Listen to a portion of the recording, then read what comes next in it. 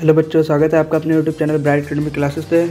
हम लाए आपके लिए क्लास 12 का एक इम्पॉर्टेंट चैप्टर जिसका नाम है कोऑर्डिनेशन कंपाउंड यानी उपसंयोजक यौगिक। ठीक है, ये हमारे एग्जाम के लिए बहुत इंपॉर्टेंट है। ठीक है, इससे आपका 4 से 5 नंबर पक्का पूछता है। ठीक है, या तो आपको थ्योरी सेक्शन में पूछेगा या फिर आपका न्यूमेरिकल यानी सवाल में क्या पूछ सकता है, आईपीएससी नेम। ठीक है, आईपीएससी नामकरण यानी नामकरण के लिए आपसे 4 देगा बहुविकल्पी, जिसमें आपको नाम लिखना रहेगा 4 का। ठीक है, तो 2 पार्ट में पढ़ेंगे, पहला थ्योरी पढ़ लेते हैं, दूसरा नामकरण वाला पढ़ लेते हैं।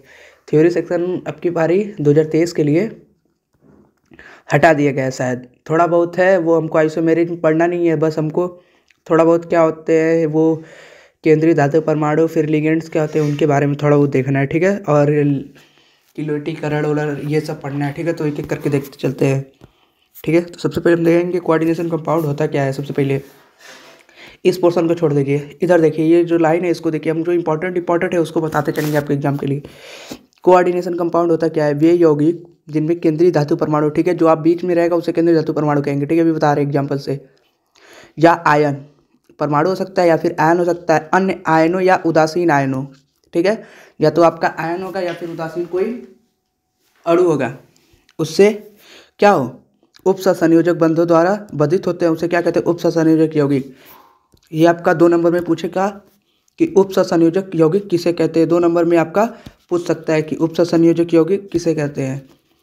तो उपसंयोजक यौगिक किसे कहेंगे, उपसंयोजक यौगिक उसको कहेंगे केंद्रीय धातु परमाणु या आयन आपका चारों ओर से लिगेंड्सों से घिरा रहेगा, उसे क्या कहेंगे, उपसंयोजक यौगिक।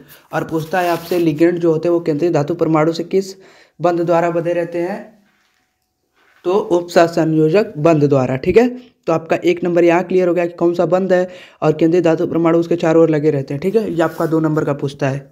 देख लीजिए, इतना दूर है ये। आप एक एग्जाम्पल ले लीजिए, जैसे यहाँ आपका एक एग्जाम्पल है, निकिल से जो कार्बोनिल है, टेट्रा कार्बोनिल, यानी 4 को बोलते हैं टेट्रा, 5 को पेंटा बोलते हैं, 6 को हेक्सा बोलते हैं, 7 को हेप्टा, ऐसे करके है। आगे नामकरण में देखेंगे तो जो आपका निकिल है, ये निकिल है, इससे 4 क्या लगे हैं, कार्बोनिल, ऐसे ऐसे 4 लगे रहते हैं। आइसोमेरिक में हट गया है, नहीं तो बताते कैसे क्या होता है। ऐसे आपके 4 कार्बोनिल लगे होते हैं। ठीक है, बस इसको ऐसे बंद कर देंगे, ये आपका हो गया उपसंयोजक यौगिक। और ये जो बॉन्ड होते हैं इसे बोला जाता है उपसंयोजक बंध। ठीक है, यानी कोऑर्डिनेशन बॉन्ड यही होता है। और ये हो गया कोऑर्डिनेशन कंपाउंड, यही आपका है। ये थ्योरी सेक्शन है, इसको 2 नंबर में ये पूछता है, और एक एग्जाम्पल लिख देंगे, आपका 2 नंबर मिल जाएगा। ठीक है, अब आगे देखते हैं।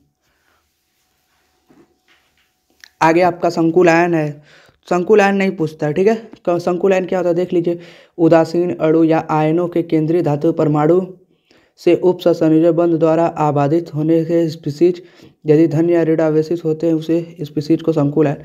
कुछ नहीं है, ये जो आपका ये जो पूरा भाग होता है, ये जो इसके ऊपर ये जो आयन लगे, इसके अंदर ये जो कंपाउंड मौजूद है, इसे पूरा बोला जाता है संकुल आयन। ठीक है, ये होता है, ये कुछ है नहीं, बस जानना है आपको। जो पूछता है वो देखिए। फिर उपसंयोजक यौगिक के प्रकार दिया है, संकुल आयनों के प्रकृति के आधार पर ये 3 प्रकार के होते हैं। पहले धन संकुल आयन, फिर ऋण संकुल आयन, यानी अगर इस पर प्लस चार्ज होगा तो धन संकुल आयन। देखिए इस पर प्लस चार्ज है ना, इसलिए धन संकुल आयन। अगर माइनस चार्ज रहेगा, देखिए यहाँ माइनस चार्ज है, इसलिए इसको ऋण संकुल आयन। बस यही है। आगे देखिए, आगे आपका दिया है आणविक या उदासीन, मतलब कोई चार्ज नहीं रहेगा, न इस पर प्लस है न माइनस है। देखिए दोनों चार्ज नहीं, इसलिए क्या है, उदासीन है। ठीक है, आगे देखिए, आगे आपको समन्वय मंडल दिया है।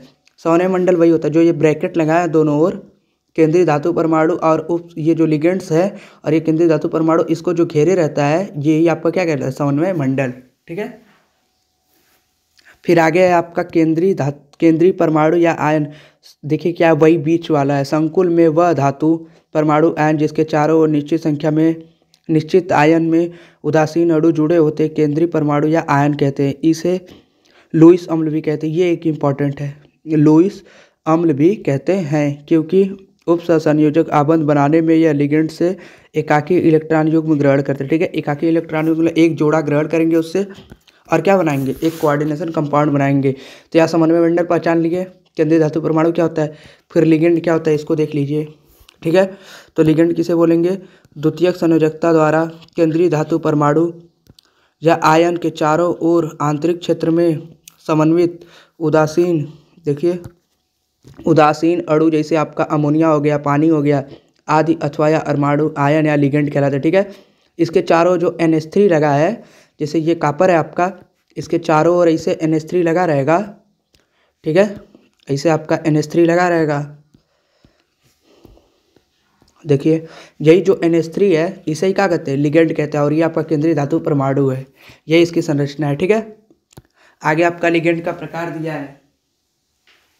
तो जिस लिगेंड में प्लस चार्ज होगा उसे क्या बोलेंगे, धनावेशित लिगेंड बोलेंगे, और इससे माइनस होगा उसे ऋणावेशित लिगेंड बोलेंगे। और एक आपका उदासीन लिगेंड आता है। ठीक है, उदासीन में आप याद रखिए H पानी हो गया, NH3 हो गया, फिर आपका ये है, फिर पिरिडीन आपका एक आ जाता है। माइनस में आपका क्लोरीन, फ्लोरीन है, नाइट्रोजन ऑक्साइड है, फिर आपका ब्रोमीन है, फिर आपका हाइड्रोक्साइड है, फिर साइनाइड है। फिर धनावेशित में आपका क्या आ जाएगा, NH2 single bond, NH3 positive, ये सब क्या है, धनावेशित है। ठीक है, ये हमारा वन शॉट है, इसलिए हम इंपॉर्टेंट कवर कर रहे हैं। ठीक है, आपका ये आपके लिगेंड के प्रकार हो गए। उधर हमने उपसंयोजक यौगिक प्रकार देखे थे, वो तो आपका आयन के आधार पे हो गया। ये संयोजकता के आधार पे देखिए कि लिगेंड कितने प्रकार के होते हैं। संयोजकता के आधार पे भी लिगेंड 3 प्रकार के होते हैं। पहला होता है एक दंती, फिर दूसरा होगा द्विदंती, तीसरा होगा बहुदंती। एक दंती क्या होता है, वे लिगेंड जिनके पास केवल एकाकी इलेक्ट्रॉन युग्म दाता परमाणु होता है उसे क्या कहते हैं, एक दंती लिगेंड कहते हैं। ठीक है, यानी यह नियम क्या होगा, एक इलेक्ट्रॉन युग्म ग्रहण करेगा, यानी लिगेंड जो होगा वो केंद्रीय धातु परमाणु को एक जोड़ा इलेक्ट्रॉन देगा तो उसे एक दंती लिगेंड, अगर वही 2 देगा तो द्विदंती लिगेंड। ठीक है, ये उसके एग्जाम्पल हैं, देख लीजिएगा, ये द्विदंती के एग्जाम्पल हैं। आगे देखते हैं, आगे द्विदंती में देखिए दो एकाकी इलेक्ट्रॉन युग्म रहते हैं। देखिए यहाँ 2 है ना, एक इसके पास है, एक इसके पास है। ठीक है, इधर भी एक इसके पास है और इधर एक, मतलब 2 दाता इलेक्ट्रॉन युग्म रहते हैं देने वाले, इसलिए इसको द्विदंती लिगेंड कहते हैं। बहुदंती में बहुत सारे रहेंगे, देखिए इधर है, फिर इधर है, फिर इधर है, 2 से अधिक रहेंगे तो त्रिदंती को, 4 रहेंगे चतुर्दंती को, इन सबको मिला के क्या कहा जाता है, बहुदंती लिगेंड। ठीक है, आगे देखते हैं, आगे यही पंचदंती है। फिर उभयदंती लिगेंड या एम्बिडिएंट किसे कहते हैं, ये एम्बिडिएंट वाला इंपॉर्टेंट है। ठीक है, इस प्रकार के लिगेंड के पास 2 या अधिक दाता परमाणु होता है। संकर बनाते केंद्रीय धातु परमाणु से केवल एक दाता इलेक्ट्रॉन आबंध द्वारा जुड़े होते हैं। ठीक है, यानी केंद्रीय धातु परमाणु आपका एक ठो रहेगा, वही है जिसे अधिक अधिक दे। देखिए आपका एक है, इससे आपका दिया है 2 जगह, यही कहलाता है आपका उभयदंती लिगेंड। ठीक है, आगे आपका देखिए, आगे दिया है आपका संकुल अणु अथवा आयन पर आवेश। आवेश कैसे आता है, ये थ्योरी सेक्शन है, ये आपसे नहीं पूछेगा, इसको छोड़ दीजिए। ठीक है, आगे देखिए आप, अब केंद्रीय धातु परमाणु की ऑक्सीकरण संख्या कैसे निकालते हैं वो देख लीजिए आप लोग, ये बहुत इंपॉर्टेंट है। फिर इसका पहले थ्योरी देख लेते हैं। वह आंकिक मान या गणितीय मान जो संकुल आयन या संकुल अणु के केंद्रीय परमाणु पर विद्युत आवेश को निरूपित करते हैं उसे केंद्रीय धातु परमाणु की ऑक्सीकरण संख्या कहते हैं। यानी केंद्रीय धातु परमाणु पे कितना चार्ज आएगा उसे उसका क्या करेंगे, ऑक्सीकरण संख्या बोलेंगे। ठीक है, तो पहला आपका एग्जाम्पल का दिया है, देख लीजिए। पहला आपका दिया है Fe है, यानी आयरन पे 6 आपका साइनाइड है, इस पर माइनस चार्ज है, में Fe का ऑक्सीकरण संख्या 2 है, हम इसे बता सकते हैं। फिर कैसे निकालेंगे उसको देख लीजिए। Fe में Fe की ऑक्सीकरण संख्या +2 है। इसको निकालने के लिए आप क्या करिएगा, कापर को, जैसे ये आपका एग्जांपल है, इसमें देखिए कापर क्या है, X मान लीजिए, कापर का निकाला जाता है, प्लस करके NH3 पे कितना चार्ज होता है, -2 होगा। फिर बराबर साइनाइड पे आप, इधर आपका NH3 पे 0 होता है। ठीक है, इधर देखिए NH3 पे आपका 0 है, इसलिए पूरे की जगह 0 आ जाएगा। और जो सल्फेट है इस पर आपका -2 होता है, तो इधर -2 और प्लस करके कर देंगे, फिर इधर माइनस जाएगा तो इधर प्लस हो जाएगा, यानी एक कापर की भी कितनी आ गई ऑक्सीकरण संख्या, +2। फिर आपका अगला एग्जाम्पल है, 4 कापर का निकालना है तो +4 + x माइनस साइनाइड पे -6 होता है, तो -6 कर दिए, बराबर इधर कुछ नहीं इसलिए 0, बस इसको आप जोड़ेंगे, घटाएंगे, माइनस है और ये प्लस है तो घट जाएगा, तो -2 आ जाएगा, बराबर इधर जाएगा प्लस, यानी आपका आयरन का भी आ गया, आयरन का कितना आ गया, आयरन का आ गया +2 4। ठीक है, ऐसे ही आपके अगले एग्जाम्पल दिए हैं, अगले वाले में देख लीजिएगा, ऐसे ही निकाला है। ठीक है, ये ऑक्सीकरण संख्या निकाला जाता है, जिसका निकालना रहता है, निकालना किसका रहेगा, केंद्रीय धातु परमाणु का, उसको x मान लीजिएगा। अमोनिया का याद रखिएगा, यही एग्जाम्पल पूछता है। ठीक है, अमोनिया में आपका 0 रहेगा, 1 मिनट रुक जाइएगा, 1 मिनट रुक जाइए, बस 1 मिनट रुक जाइए, ये रुक गया है। ठीक है, अब देखिए आपका जिसका निकालना रहेगा उसको x मान लीजिएगा, और साइनाइड पे बस याद रखिएगा -1 रहता है और अमोनिया पे आपका 0 रहता है। यही ज़्यादा पूछता है, साइनाइड और अमोनिया वाला।